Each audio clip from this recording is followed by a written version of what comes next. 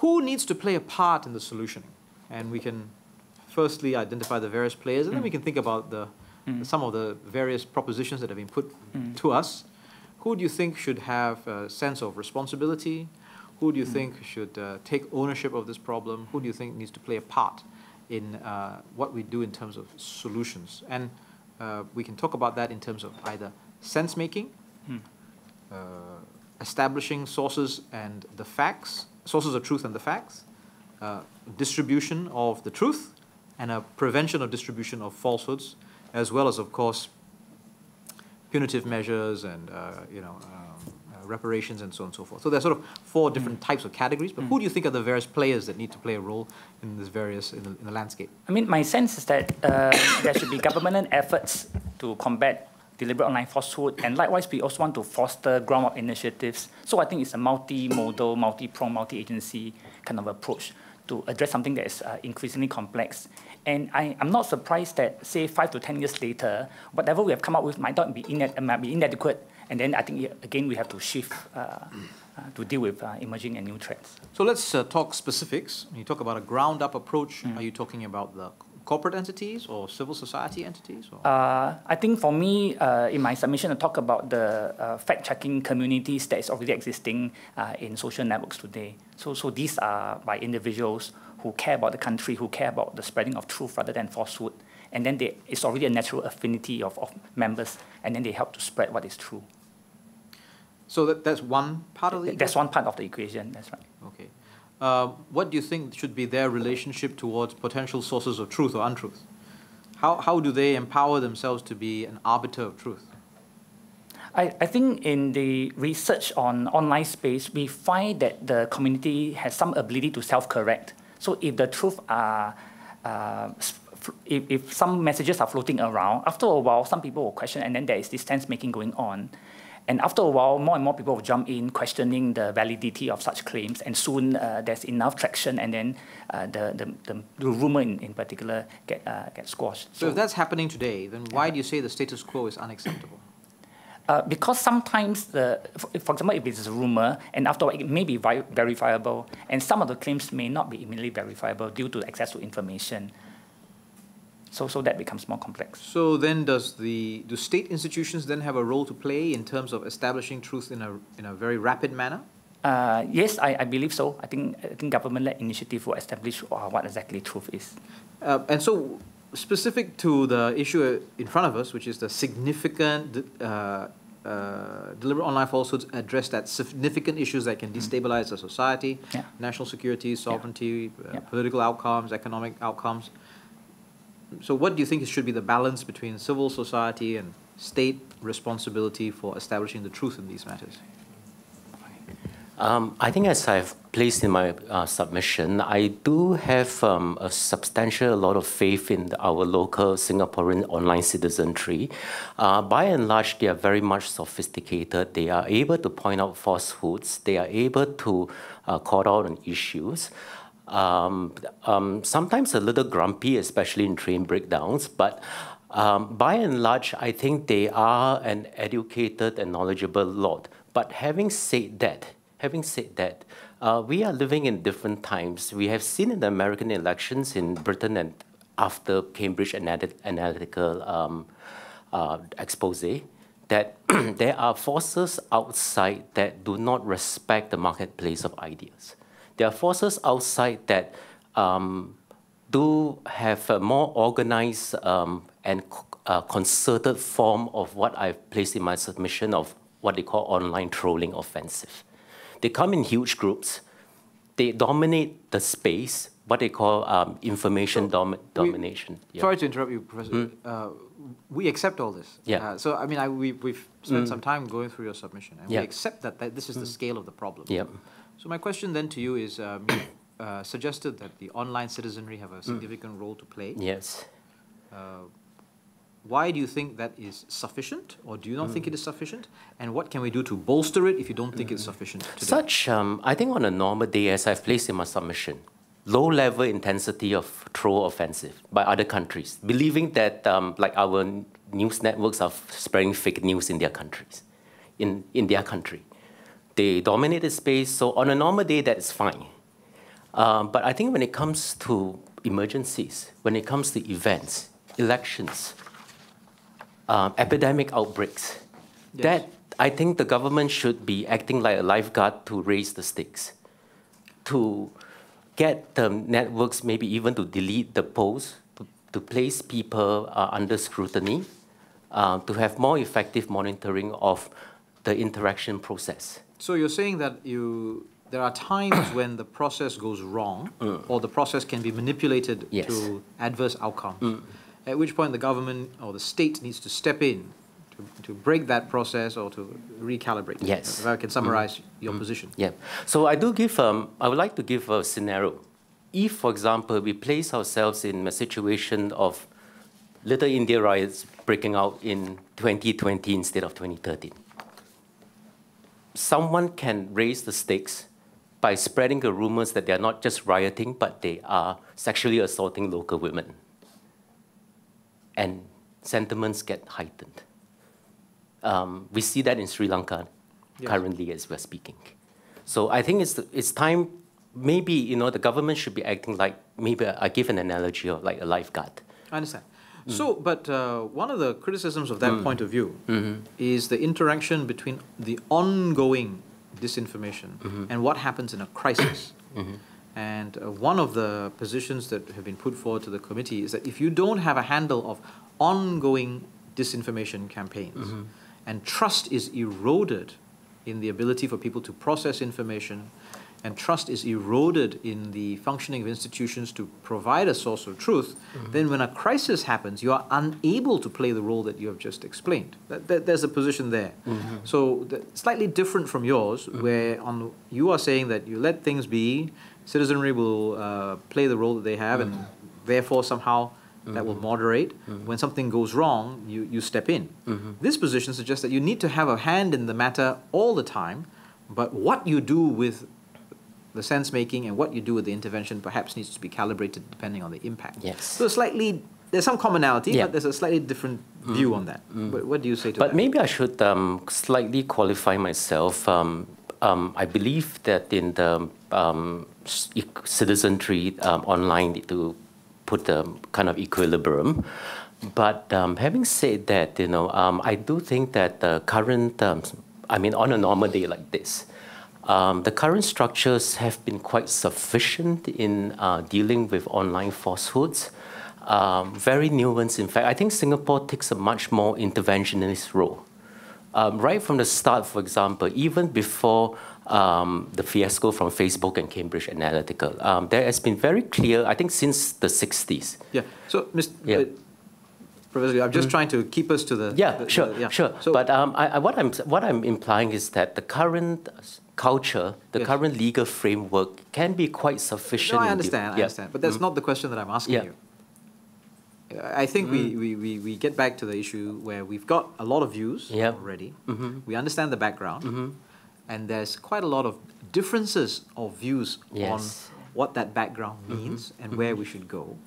So we don't need to necessarily revise the background. Okay, sure. But what is your view on this particular issue of you need ongoing efforts to build trust so that when a crisis happens, you can intervene? Yes. Versus, well, you just step back and just wait until a crisis happens and then you intervene. So I'm just trying to get your sense of that. I do agree with the former.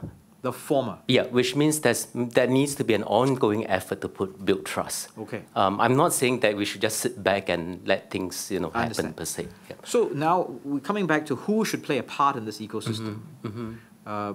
We've heard from both of you that the citizenry need to play a part. Yes. You imagine that the media companies need to play a part? Yes, I do think that the media company needs to play a part. What kind of role do you think the media companies need to play in this? The curatorial aspects of the news, that they have to be very careful not to give the opportunities for other players to escalate the situation. Because this information doesn't come from information, it comes from anxieties. It comes from negative sentiments. So from where we are today, if the status quo is unacceptable, what change do you imagine needs to happen with respect to media companies that will help us address this problem that you're both so concerned about?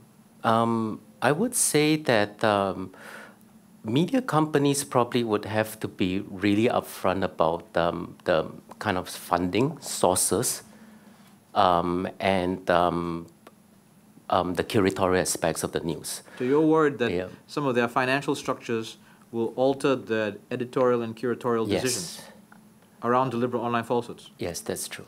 And I do feel that there's a lot of pressure, especially in the mainstream media. You're competing with different groups. So, sorry, you're worried about the mainstream media as a source of truth or as a source of deliberate online falsehoods? I'm just saying that, just an example, that there's huge, intense competition for eyeballs. Yes, we've had some significant discussion about that. And therefore there's pressure to release news and information quickly. Okay. They are under significant, everyone is under significant pressure there. So your feeling is that the media companies need to ensure that they adhere to a standard of professionalism and integrity? Yep, that's right. But today, you would argue that the mainstream media does that already? Because of the scale of the operation, they are required to adhere to the standards. So the gap is then perhaps, are you saying the gap is in the mainstream media or in the sort of the smaller players or the newer players, or what you call the alternative media, or even don't want to be called as media? Individuals even.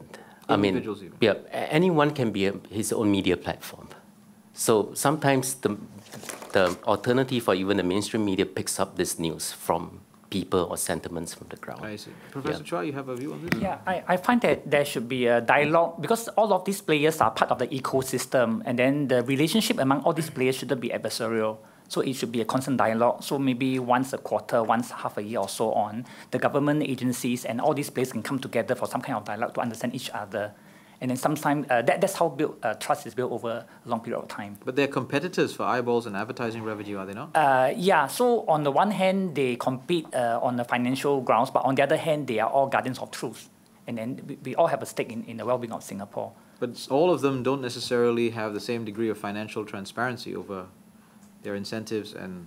Yes, that's right. But at least the level of trust and the role to play to uphold truth, for example, in the country should be somehow normalized among all these players. I'm trying to understand. So you have a variety of players, right? Some large, some small. Yeah, that's right.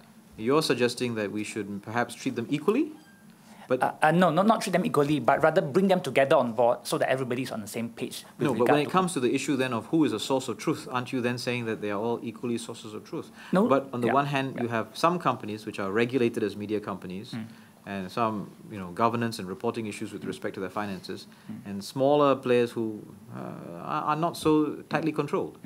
And are you suggesting that they should be all equally treated as sources of truth when they are perhaps have different standards? Okay, actually it depends on what is the issue at hand. If there are hard evidence, then of course truth and falsehood can be easily determined. But if there is no hard evidence, then I guess in a normal academic environment, based on research, truth is socially constructed. No, I understand. So if more people think this to be the position, then I guess that should be the position taken. I'm sorry, you're saying that the truth should be dependent on how many people support the idea? Yeah, it's socially constructed. Not how many people, but it's socially constructed. Okay. Okay, so that's the thinking in the academia. So truth is always a social construction, the meanings and so on comes about as a result of the interaction within the community. I understand. But for the types of issues that we're talking about here, national security, race and religion, economic outcomes, sovereignty, political outcomes, you're saying that the truth is fluid? No, not fluid, but socially constructed. So for example, if somebody makes some accusation, okay, and then this is only one person making the accusation. But that's not the type of deliberate online falsehoods that we're worried about here, right? We're talking about inflammatory, race, religion, politics, sovereignty. That's right. So if all these players reckon that this is inflammatory and it's inappropriate, then that will be regarded as a falsehood. That should be taken down. So you're suggesting that if the media companies get together, and amongst the media companies, they decide that something should be taken down, then they should have the power to do that to the smaller media companies? No, not just with the media company, but also different stakeholders. Yes, no, I'm talking about the media companies. Okay, what is the role that the media companies need to play in improving the situation if the status quo is unacceptable? Okay, my own thinking is that we cannot use the size of company to determine truth. Otherwise, the smaller players will always be at the mercy of the bigger companies. Okay. So in this case, if the arbitration cannot come to a resolution, then maybe an external party, say the online citizenry or maybe the government-led initiative should come together and then. Well, there's a very distinct difference between a role that a loose group of citizens can play versus the government. I mean, you can't say that we have the same opportunity, responsibility, and resources. Yeah, that's right. But then I think it's a consensus decision making. So if there is no consensus, who should step in then? I think I guess in the end, I think the responsibility will still fall back on the government. That's my sense, if there's no consensus. Okay. What about the tech companies? Should the tech companies play a role in this? Yes, I think so. What kind because of role they is are that? not purely platforms and conduits of information, but they are also pushing out information on a regular basis. So when called upon, I think they should retract. So they should be required to retract? Yes, I think so. But If who should it make is shown to be false. I see. Yeah. So once something is declared as false or illegal, your view is that they should be asked to retract. Okay. And should the size of the platform matter?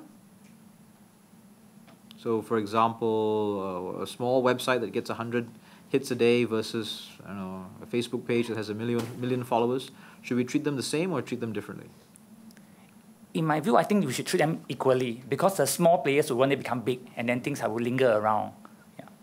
And there's a possibility, of course, that you have cross-platform sharing That's right. as well. That's right. Okay. Does education have a role to play in the outcome on this? Oh, definitely. We find that the educational initiative at the moment has not been too prevalent, and I think we can step up more efforts in this area. Okay.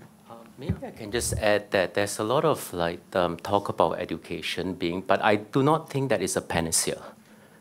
It's easy to say that we should have more public visual media literacy. That's an ideal. That's great to have. Some of them have suggested having the schools, education institutions. But I just feel that for emergency situations, and we have to probably inculcate this habit or sense in people about sharing online falsehoods and fake news. That the fear of the legal consequences should exceed the excitement in sharing this news, because these falsehoods grow because people share it. They are powerless in a vacuum itself. So we need to inculcate in the citizenry that such are antisocial habits. Such are also detrimental to the larger social good, because it's so easy to share this content in especially situations of crisis, increasingly easy. And we're not sure where these materials sometimes content do come from. So this is actually my concern here, that we need more measures aside from just media literacy. Ideally that we should be reading different media content. We should compare different sources, but I think for most people that isn't the case. I think some research has proven that people do live many people kind of live in the kind of media bubbles. They read what they want to read, and they believe what they would like to believe. So I think that there should be more when it comes to especially emergency situations. That it's not acceptable. So would I characterize both of your points of view as that a deliberate online falsehood that affects the issues that we've talked about play no part in useful public discourse, should not be protected, and erodes trust in our democracy and our institutions? Yeah, that's right. They shouldn't be protected in the name of the freedom of speech. They shouldn't. So from your submissions and your comments, you also would support some legislative approach to this? Yes, certainly. Yes, there are a lot of expressed concerns that legislation will be inappropriate, or that we have already got all the legislative tools in order to deal with this. So perhaps I could ask you those two questions. We have a divergence of views on whether our current legislative tools are adequate. We've had a number of law professors come and say that there are gaps in the law. We have people who are sort of the practitioners in this space, whether they're the media companies, people working with the technology, people who are working with content, who have come to say that even if you have the laws, you can't operationalize them at the moment in the way that needs to be done in order to deal with the virality and the spread, or the speed and the access. There are people who have come along and said, yes, we need laws, but the laws need to deal with my competitor and not with my industry. So we have a range of views to say that we need new laws or we need a legislative change. We've also had a range of views saying that our laws are adequate, and with examples of how the existing laws have been operationalized to deal with some online falsehoods. And we have a range of views saying that even if our laws are inadequate, that we should have no new laws because of the potential for abuse of those laws, or how having new laws would then reduce the opportunity for discourse and for dealing with these problems in some other way, including having greater civic participation. So you, if I read your submissions correctly and what you've said, both of you would look at legislative means as one of the many tools. Right. But what would you say to the people who have views different from yours, as it were, that we have to look at the spectrum of views? So the people who perhaps say that we don't need new laws, or that our new laws are insufficient or going to have a negative effect. What would your view be to their representations?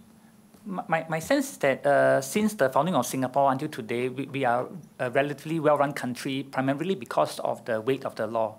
So for example, when we say no chewing gum is against the law, people don't do chewing gum. So when we say no falsehood because this is against the law and these are the perimeters, and then people will stand up and say, hey, this is what we mean by things to be illegal, and therefore that will help curb some kind of deliberate online falsehood. So I think the law needs to be somehow tweaked to reflect the current reality. So for example, we have the Sedition Act. So the Sedition Act was crafted pre-social media era, and then we may have to update the law to reflect the current reality. Dr. Liew? I would say that we can talk about this on a daily basis. When there are emergencies, I think the government would be taking the ultimate responsibility of any situation that arises. So it is, I think that laws may need to be updated. They may not necessarily need to be new. I'm not a legal expert, and I can't comment on the letter of the law, but that can be updated to reflect new realities. And I think more importantly, we need new politics to address such issues as well. New politics? Yes. Which means the government playing, on the part of the state, agencies playing, or even politicians and members of parliament playing more active roles in promoting these issues about falsehoods and fake news. Sorry, are you referring to electoral politics or governance? Both, especially governance. Yeah. Okay, but they are quite distinct. Yes.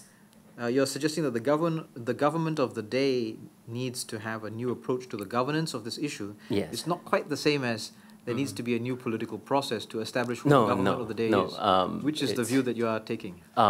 It's probably more of the former. The former? Yeah. That our governance around this issue needs to be refreshed? Yes, that's right. Okay. And if I could summarize, you're both agreeing that this is a serious problem. The deliberate online falsehoods should not be protected, and we need to do something about it. That we need a multifaceted approach, all the way from education, participation, and legislation. That this should be iterative over time because the circumstances will change. And in that space, you think, correct me if I'm mischaracterizing you, you are taking the position that establishing the truth is possible around these issues. There are various processes to establish the truth. And then dealing with falsehoods would require some degree of intervention. And some of that may be voluntary, some of that may be sort of on an industry-wide basis. And then for the extreme cases, especially in times of crisis, it may need to be a government type of intervention. I would not be so bold to state establishing the truth, but I would say establishing the common sense and facts of the case. Well, establishing the facts, if you take the fact as a proxy for truth, and we've had a representation for from Professor Teo Lien, you know, and I don't know if you're familiar with what she said. You know, that this is something that happens on a daily basis, that this is the basis of how the law works. So I think I am prepared to take her word for it, and I think it seems a reasonable position that we would not be able to operate our entire legislative framework if the process and the courts were not able to then deal adequately with establishing the facts and the truth. I mean, I think it's a reasonable So I accept that. Yeah. Okay.